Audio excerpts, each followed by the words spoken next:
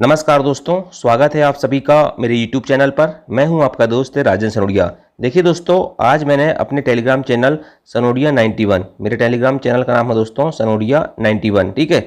तो इस चैनल पे दोस्तों मैंने एक सामान्य हिंदी का टेस्ट पेपर डाला था जिसमें टोटल 20 प्रश्न थे। कितने प्रश्न थे? टोटल 20 प्रश्न थे। और मैंने बोला था दोस्तों कि इसी पैटर्न पर आएगा पेपर, यानी कि दोस्तों जिस पैटर्न पर MP फॉरेस्ट गार्ड का पेपर आता है उसी पैटर्न पर दोस्तों मैंने आज सामान्य हिंदी का एक टेस्ट बनाया था। तो मैंने बोला था कि आपको ये टेस्ट लगाना है और पूरी ईमानदारी से दोस्तों आपको बताना है कि आपके कितने नंबर आए हैं, ठीक है, और अपना आकलन स्वयं करना है। लेकिन दोस्तों एक भी स्टूडेंट ने मुझे कमेंट करके नहीं बताया कि सर मेरे स्कोर इतना रहा, ठीक है।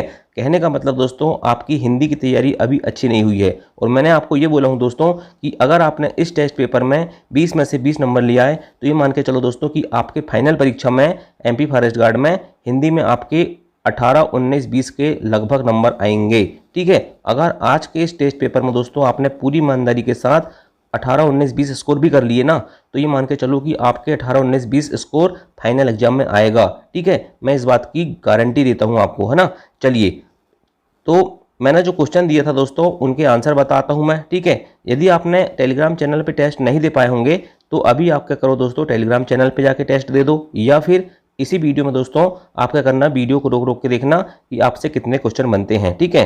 चलिए, क्वेश्चन नंबर 1 है, पुरोहित में उपसर्ग है। मैंने ये क्वेश्चन लिखा था कि पुरोहित में उपसर्ग है। तो देखिए दोस्तों इसका राइट आंसर है, क्या है इसका राइट आंसर? इसका राइट आंसर दोस्तों पुरः है। क्या है? पुरः है। ऑप्शन नंबर ए सही था कि पुरोहित में कौन सा उपसर्ग होता है? पुरः उपसर्ग होता है। उपसर्ग क्या लगते हैं दोस्तों? शब्द के आदि में लगते हैं, आरंभ में लगते हैं, प्रारंभ में लगते हैं, शुरू में लगते हैं, ठीक है। और प्रत्यय कहाँ लगते हैं? बाद में लगते हैं।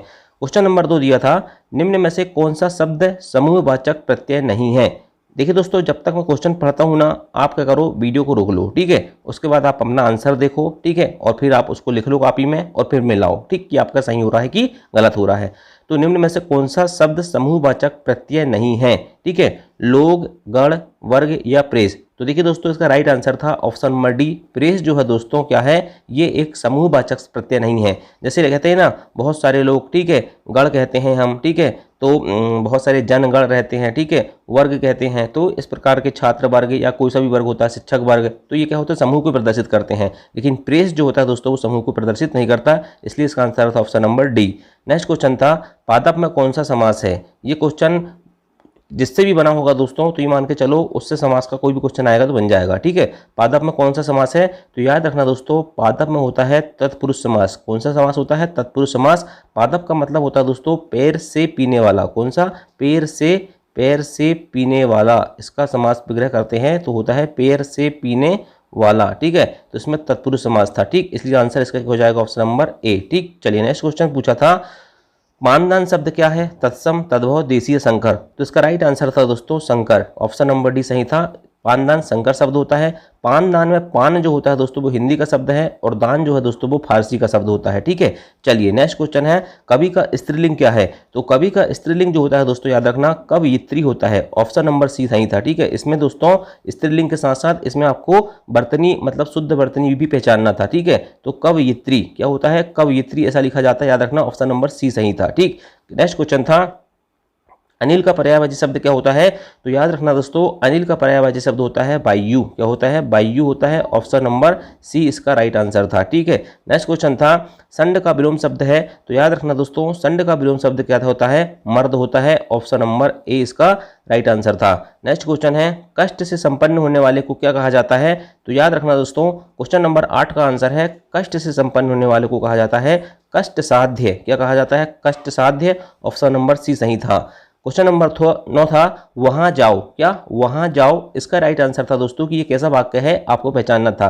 निषेधवाचक है, प्रश्नवाचक है, आज्ञावाचक है या फिर अनुरोधवाचक है। तो इसका राइट आंसर था दोस्तों ऑप्शन नंबर सी आज्ञावाचक। क्या? ऑप्शन नंबर सी आज्ञावाचक, ठीक है।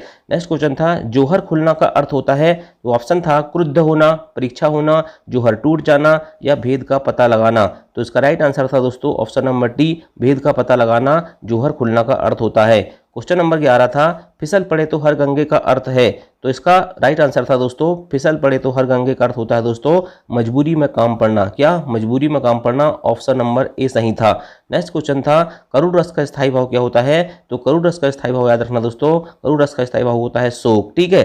नेक्स्ट क्वेश्चन था क्वेश्चन नंबर 13, यह मुख है या चंद्र है, में कौन सा अलंकार है? तो याद रखना इसका राइट आंसर था दोस्तों ऑप्शन नंबर बी, संदेह अलंकार। कौन सा अलंकार? संदेह अलंकार। क्वेश्चन नंबर 14 था किस तिथि को हिंदी को राजभाषा बनाने का निर्णय लिया गया? तो याद रखना दोस्तों 14 सितंबर 1949। ऑप्शन नंबर ए इसका राइट आंसर था। 14 सितंबर 1949 को दोस्तों हिंदी को राजभाषा बनाने का निर्णय लिया गया। क्वेश्चन नंबर 15 है शुद्ध वर्तनी है। ठीक है। तो इसमें दोस्तों 4 शब्द लिखे थे जिसमें से एक ही शुद्ध था, बाकी 3 गलत थे। तो यहाँ दोस्तों आकाश भी गलत है। ठीक है। इसके अलावा दोस्तों याद रखना ये अनुदित भी गलत है। ठीक है। क्या है? अनुदित भी गलत है। इसके अलावा दोस्तों एक्ट भी गलत है। ये साधु जो है दोस्तों राइट आंसर होता। क्या होता? साधु इसका राइट आंसर हो जाता। ठीक है। चलिए नेक्स्ट क्वेश्चन है स्वर संधि के कितने भेद होते हैं? तो स्वर संधि के दोस्तों याद रखना ऑप्शन नंबर बी 5 भेद होते हैं। ठीक है। दीर्घ, गुण, यड़, अयादि और वृद्धि। गुणधोड़ का सही संधि विच्छेद क्या होता है? तो याद रखना दोस्तों गुणधोड़ का सही संधि विच्छेद था घोड़ा धन दौड़। ऑप्शन नंबर सी इसका राइट आंसर था।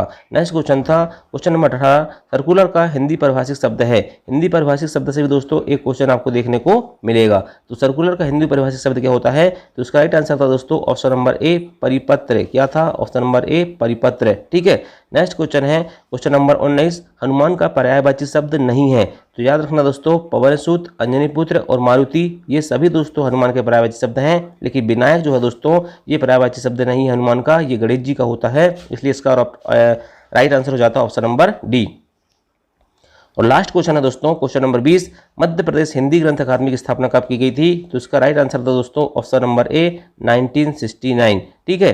तो अब दोस्तों ईमानदारी से बताना आपके 20 में से कितने क्वेश्चन सही हुए हैं और कमेंट करके बताना।